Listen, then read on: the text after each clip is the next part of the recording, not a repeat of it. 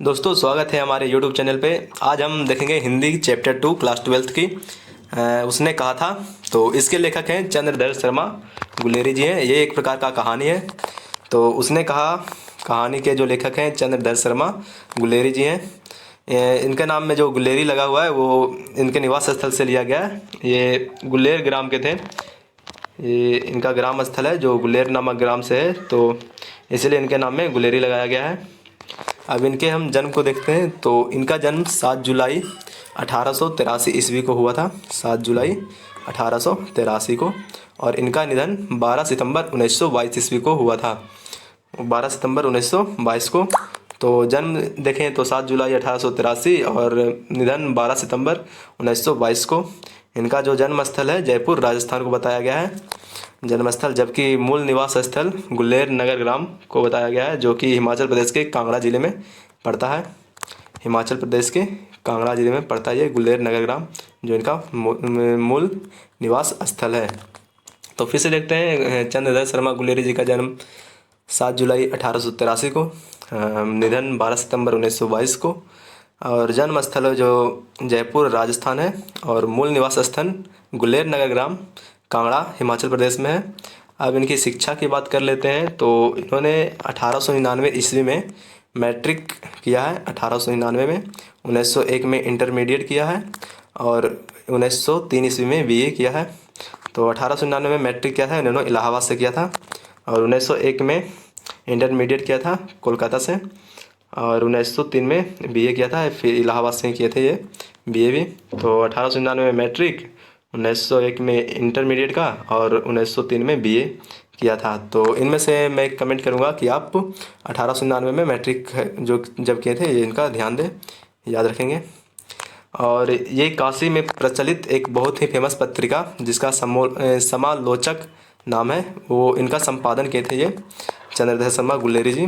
तो काशी नगर के प्रचरणीय पत्रिका समालोचक का इन्होंने संपादन किया है। इसको याद रखें, समालोचन लोचक ये पूछ सकता है यहाँ पे। अब इनकी रचनाओं की ओर आगे बढ़ते हुए हम चलते हैं। तो इनकी रचनाओं में सबसे प्रमुख है कहानियाँ। और इन्होंने जितनी भी नाम कमाए हिंदी साहित्य में, तो उन्होंने कहानियों से ही कमाया। तो इन्होंने 3 कहानी लिखे थे, तीनों ही बहुत ही फेमस, बहुत ही अच्छी कहानी है। तो पहला है सुखमय जीवन, जो कि 1911 में प्रकाशित हुआ था। दूसरा है बुद्धू का कांटा, ये भी 1911 में प्रकाशित हुआ था। तीसरा है उसने कहा था, जो प्रस्तुत कहानी हम पढ़ने वाले हैं, उसने कहा था। तो ये 1915 में प्रकाशित हुआ था। तो उसने कहा था 1915 में ये प्रकाशित हुआ है। आप इस पर ध्यान देंगे, ये पूछ सकता है कि 1915 कहानी का प्रकाशन कब हुआ था। तो 1915 मतलब उसने कहा था कहानी का प्रकाशन कब हुआ था, तो 1915 में हुआ था कहानी है। अब इनके निबंध की ओर देखें तो इनके निबंध में 2 बहुत ही महत्वपूर्ण है, और भी थे लेकिन ये 2 बहुत ज़्यादा ही महत्वपूर्ण है, कछुआ धर्म और दूसरा पुरानी हिंदी। तो निबंध में कछुआ धर्म पुरानी हिंदी, जबकि इनकी कहानियाँ रचनाओं पर कहानियाँ देखें तो सुखमय जीवन, बुद्धू का कांटा और उसने कहा था। और इन्होंने देश प्रेम से लेकर कुछ कविताएं लिखी थी। कुछ कविताएं इन्होंने देश प्रेम के ऊपर भी लिखी थी। बढ़ते हैं हम आगे, चंद्रधर शर्मा गुलेरी पर कुछ बात कर लेते हैं। तो चंद्रधर शर्मा थे जो 20वीं सदी के प्रथम चरण के हिंदी गद्य साहित्य के प्रमुख लेखक थे। तो ये 20वीं सदी के प्रथम चरण मतलब फर्स्ट स्टेज मतलब शुरुआती में थे, वो हिंदी गद्य साहित्य के प्रमुख लेखक में आता है। ये प्रेमचंद्र युग के कवि थे, ध्यान देंगे, प्रेमचंद्र युग और हिंदी गद्य साहित्य के प्रथम चरण के कवि थे और 20वीं सदी के। अब इनका जो ज्ञान के बारे में देखते हैं तो हिंदी, अंग्रेजी और संस्कृत में ये प्रखंड विद्वान थे। हिंदी, अंग्रेजी और संस्कृत में ये प्रखंड विद्वान थे, बहुत अच्छा ज्ञान था इनको। जैसा कि मैंने बताया, उसने कहा था एक प्रकार की कहानी है। तो कहानी के ऊपर देखते हैं क्या है जो कहानी। तो कहानी में देखते हैं हम, उसने कहा था। तो इसका जो प्रमुख पात्र है, मुख्य पात्र है जो लहना सिंह है, लहना सिंह। और अन्य पात्र की बात करें तो सूबेदार हजारा सिंह, उनकी पत्नी सूबेदारनी और उनका बेटा बोधा सिंह है। और अन्य पात्र में एक वजीरा सिंह भी है जो पलटन के विदूषक थे। पलटन के विदूषक थे ये, पलटन के विदूषक वजीरा सिंह। और मुख्य पात्र लहना सिंह हुए, अन्य पात्र में सूबेदार हजारा सिंह, बोधा सिंह। और वजीरा सिंह। तो कहानी पर हम देखते हैं, तो कहानी स्टार्ट होती है, इसका हम सारांश देख रहे हैं अभी। तो कहानी जो स्टार्ट होती है, जो अमृतसर के बाज़ार से स्टार्ट होती है। लहना सिंह अपने बचपन में गए थे, दही लेने के लिए गए थे बाज़ार, जब वो 12 साल के थे। 12 साल के जब बालक थे, तो लहना सिंह अपने बाज़ार वो अमृतसर के वो बाज़ार गए थे दही लेने के लिए। तो बाज़ार में उधर से एक टांगा आ रहा था, जिसके नीचे एक लड़की को घटना से ग्रसित होने वाली थी, पर लहना सिंह ने उसे बचा लिया। वो 8 वर्षीय लड़की थी। तो उस लड़कियों को बचाया, तो उन लोगों के बीच कुछ बातें हुई। तो लहना सिंह उनका दिल आ गया लहना सिंह का उस लड़की पे। तो उस समय उन्होंने पूछा उनसे कि तुम्हारी कुमराई हो गई। यहाँ पर कुमराई का मतलब है सगाई। तो कुमराई मतलब पूछते हैं उनकी तुम्हारी कुमराई हो गई। तो लड़की वहाँ पे धत कहते हुए निकल जाती है, मुस्कुराते हुए उधर से।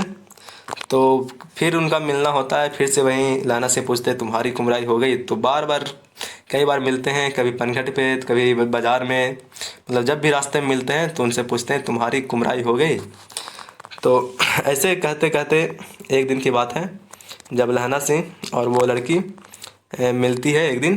तो उस दिन दोनों कुछ बातें करते हैं, और लहना जब बातें ख़त्म हो जाती है तो लहना सिंह जाने लगते हैं। और उस टाइम लहना सिंह भूल जाते हैं कि पूछने के लिए कि तुम्हारी कुमराई हो गई नहीं पूछते हैं। तो उधर से वो लड़की जब उनको जवाब देती है कि आज नहीं पूछोगे कि तुम्हारी कुमराई हो गई। तो लहना से फिर से पूछते हैं कि तुम्हारी कुमराई हो गई।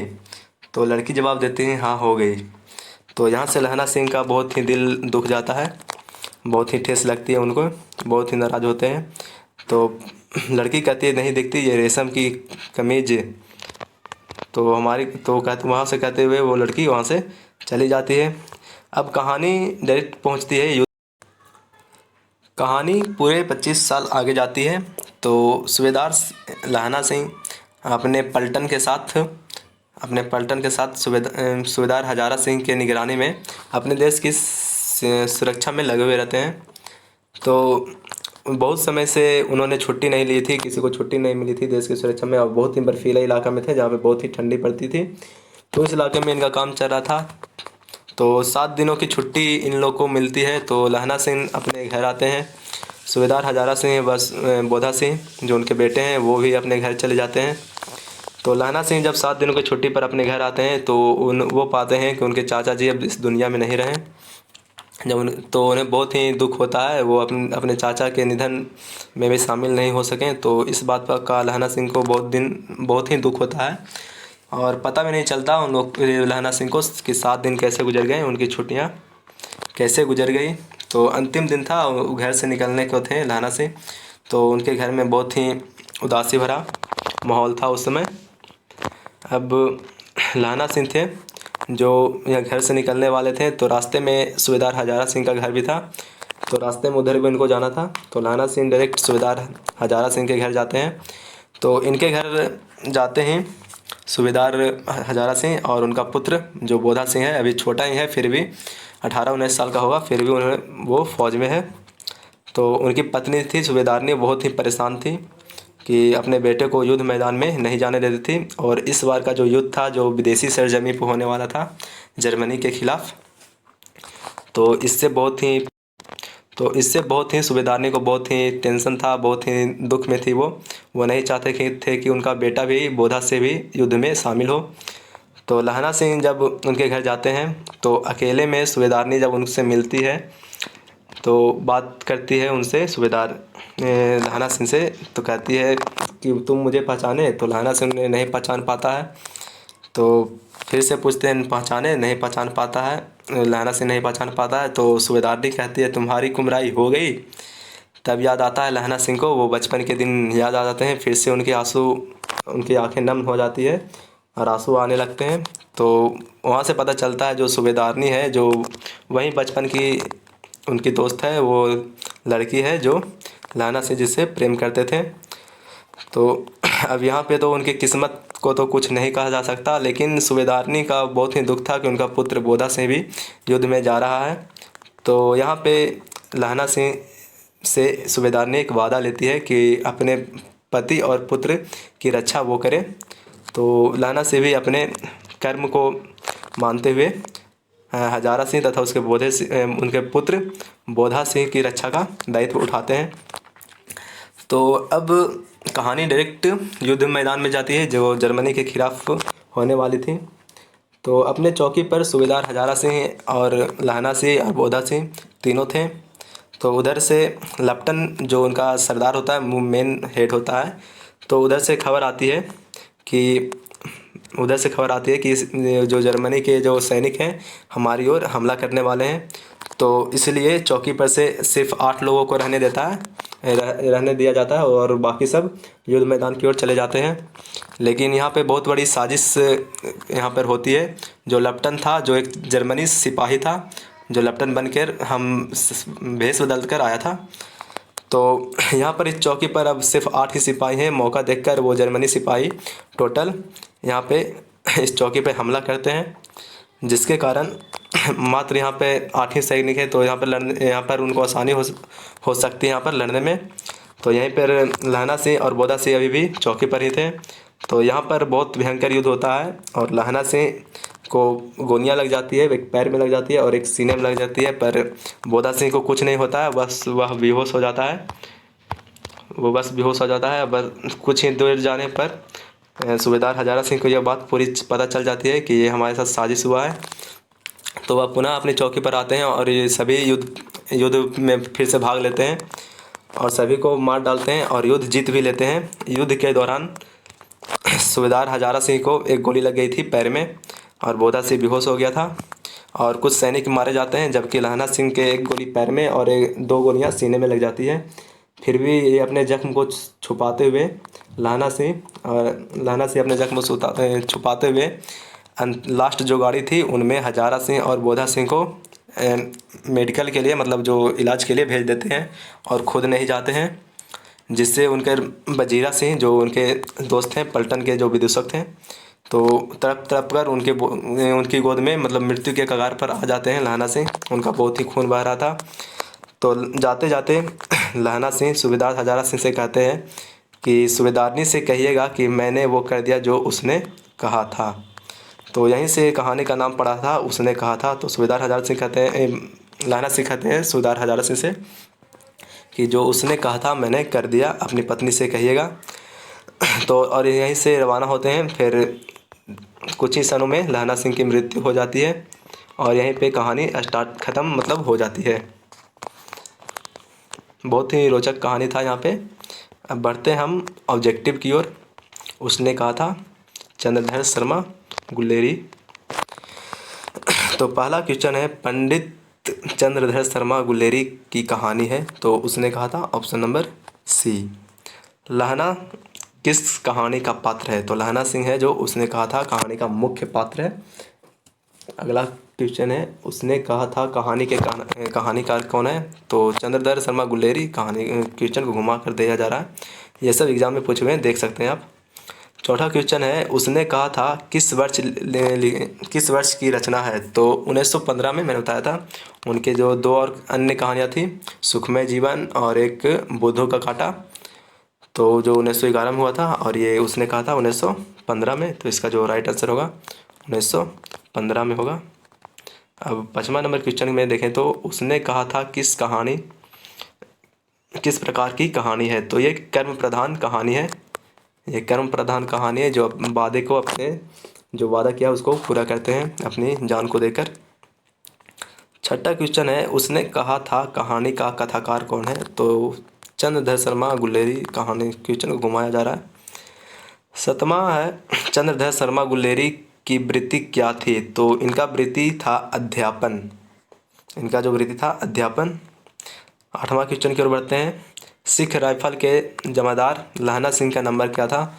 तो इनका नंबर था 77 नंबर था। आप कहानी पढ़ेंगे तो अच्छे से पता चलेगा। मैंने तो कहानी का सिर्फ सारांश बताया है, तो कहानी पढ़ेंगे तो इसमें इनका नंबर था जो 77 था। Option number A. लहना सिंह के गांव का नाम क्या था? तो इनके गांव का नाम था मांझे। जो लहना सिंह का गांव का नाम था जो मांझे थे। अमृतसर वो अपने चाचा के यहाँ गए थे, तो इनका गांव का नाम था जो मांझे था। उसने कहा था कहानी में किस शहर का चित्रण किया गया है? तो यहाँ पर अमृतसर का चित्रण किया गया है इस कहानी में। क्वेश्चन नंबर 11 में देख लेते हैं, कछुआ धर्म किसकी कृति है? तो ये चंद्रधर शर्मा की कृति है। चंद्रधर शर्मा ये किस प्रकार की थी बताता हूँ मैं। निबंध है ये, कछुआ धर्मा निबंध था। अगले क्वेश्चन की ओर बढ़ते हैं। गुलेरी जी कैसी कविताएं लिखते थे? तो देश प्रेम संबंधित कविताएं लिखते थे, जो मैंने बताया था, देश प्रेम संबंधित कविताएं लिखते थे। क्वेश्चन नंबर 13 में देखते हैं, उसने कहा था कहानी कब प्रकाशित हुई? तो 1915 कहा था। याद करने, एग्जाम में पूछता है, ये बहुत ही महत्वपूर्ण है। पुरानी हिंदी के रचनाकार कौन थे? तो पुरानी हिंदी के रचनाकार थे चंद्रधर शर्मा, जो निबंध है एक प्रकार का। 15 में देखते हैं, गुलेरी जी का जन्म कहाँ हुआ था? तो जन्म की बात की गई है तो कांगड़ा जो था उनका निवास स्थल था, कांगड़ा हिमाचल प्रदेश। तो यहाँ पर जो राइट आंसर है सी, जयपुर राजस्थान में है, जो यहाँ पर उनका जन्म हुआ था। सुखमय जीवन किसकी कृति है? तो सुखमय जीवन ये चंद्रधर शर्मा गुलेरी जी की कृति है, जो भी एक कहानी का पात्र है, जो 1911 में प्रकाशित हुआ था। 1911 में। हम आगे बढ़ते हैं। भारतीय सैनिक का किसका साथ संघर्ष हुआ? तो जर्मनी के साथ संघर्ष हुआ था, वो मैंने बताया था, जिसमें लहना सिंह की मृत्यु हो गई। जर्मनी के साथ वो संघर्ष था। जर्मन लप्टन को किसने मारा? तो लप्टन को जिसने मारा था वो लहना सिंह थे, जिन्होंने वेश बदल कर आया था। जर्मन लप्टन था जो जिससे मारा था।